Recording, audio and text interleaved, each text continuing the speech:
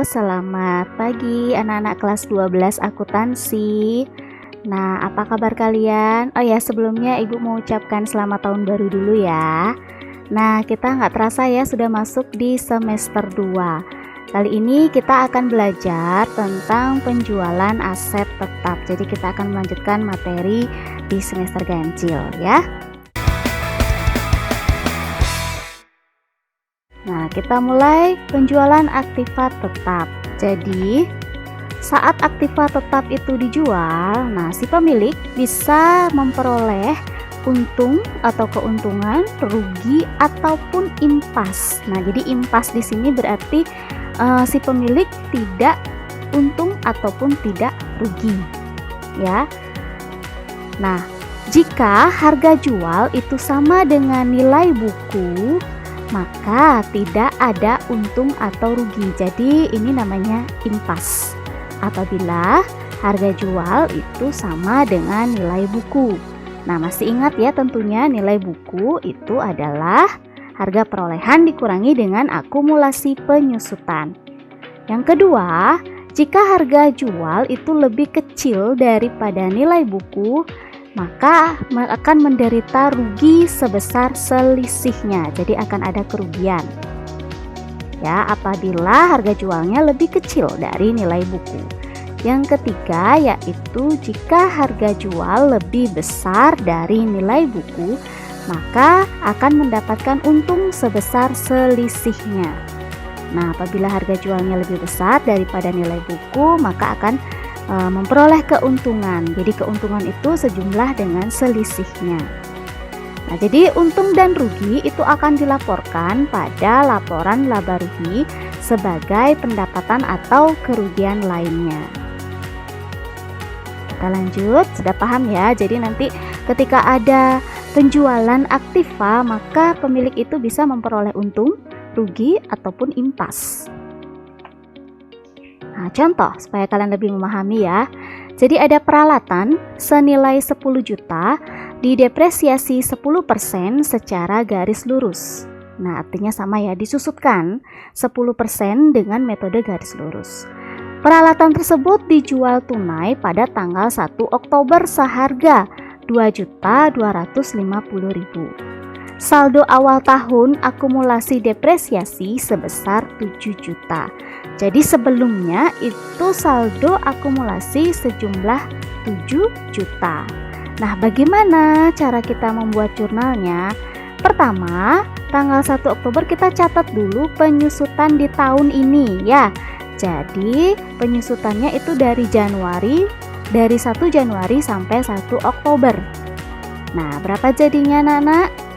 Ya betul, jadi ada 9 bulan ya, karena ini dijualnya pada tanggal 1 Oktober ya, jadi dihitung sampai 30 September. Nah, jadi caranya mencari adalah nilai peralatan 10 juta dikalikan dengan 9 bulan ya, Januari, Februari, Maret, April, Mei, Juni, Juli, Agustus, September. Jadi 9/12 dikalikan dengan persentase depresiasi yaitu 10%.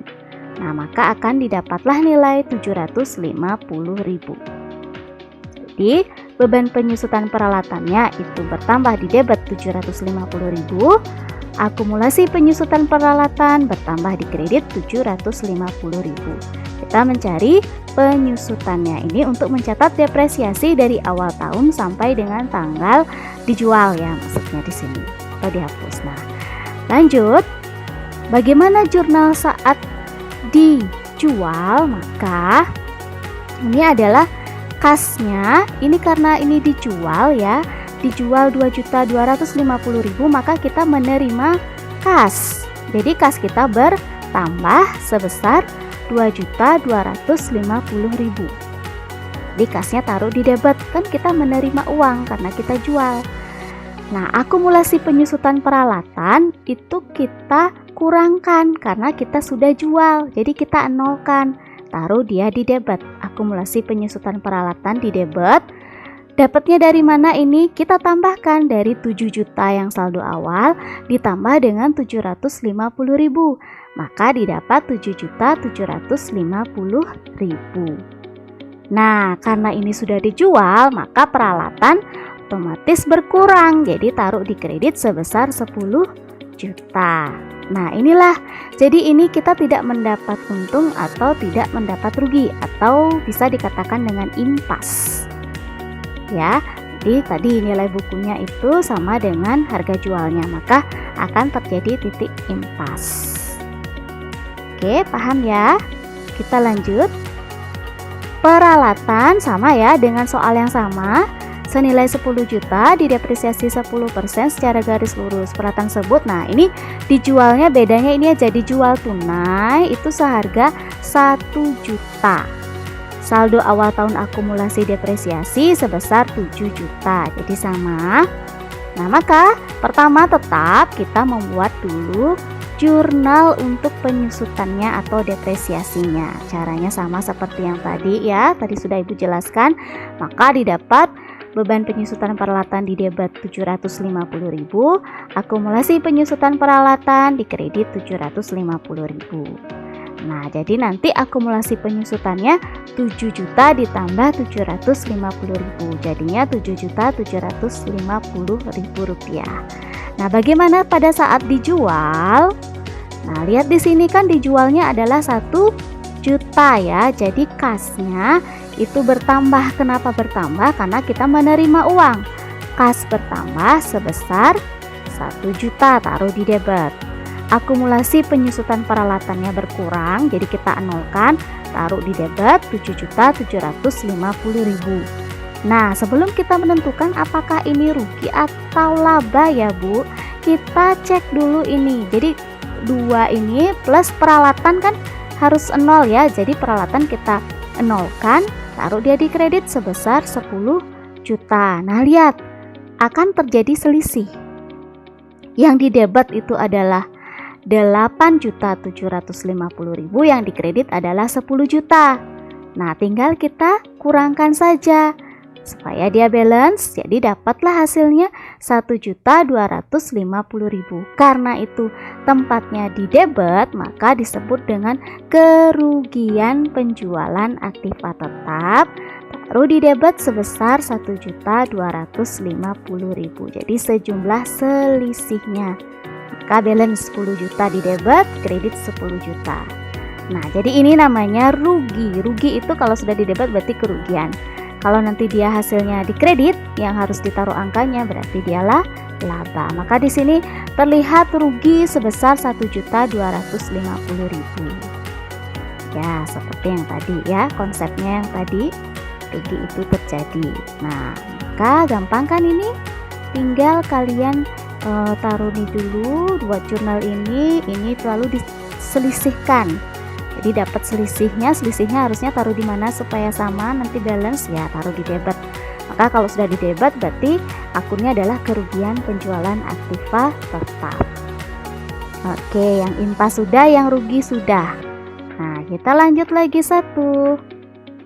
Peralatan senilai 10 juta didepresiasi sebesar 10% secara garis lurus. Nah, kalau ini peralatannya dijual itu seharga 2.800.000.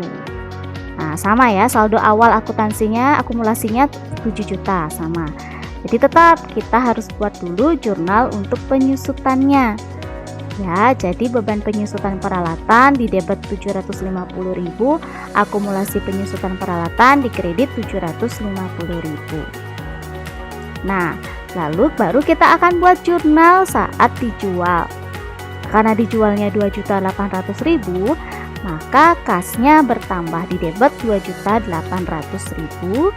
Akumulasi penyusutan peralatannya itu kita nolkan, jadi taruh di debit ya, berkurang 7.750.000. ini ya, 7 juta ditambah 750.000. Nah, lalu kita letakkan peralatan, kan karena dijual jadi peralatannya berkurang, taruh dia di kredit sebesar 10 juta ya. Nah, sekarang coba kita cek dulu. Berarti ini adalah hasilnya 10.550.000. Sedangkan yang dikredit adalah 10 juta. Nah, maka kita akan buat ini akun yang dikredit, yaitu sejumlah selisihnya 550.000. Nah, ini namanya laba penjualan aktiva tetap. Jadi laba penjualan aktiva tetapnya ditaruh di kredit sebesar 550.000. Ya, di harga jualnya itu lebih besar daripada nilai buku, maka perusahaan akan memperoleh laba sebesar 550.000. Ya, paham ya? Nah, mudah sekali. Jadi tinggal kalian membuat jurnalnya. Pertama tentukan dulu berapa penyusutannya, baru kalian buat jurnal untuk penjualan aktiva. Oke, sekian dulu ya pertemuan kita hari ini. Silakan kalian belajar di rumah. Ya, semoga apa yang Ibu berikan bermanfaat untuk kalian ya. Tetap semangat ya belajar daring. Oke, sekian dulu dari Ibu. Terima kasih. Sampai jumpa di pertemuan berikutnya.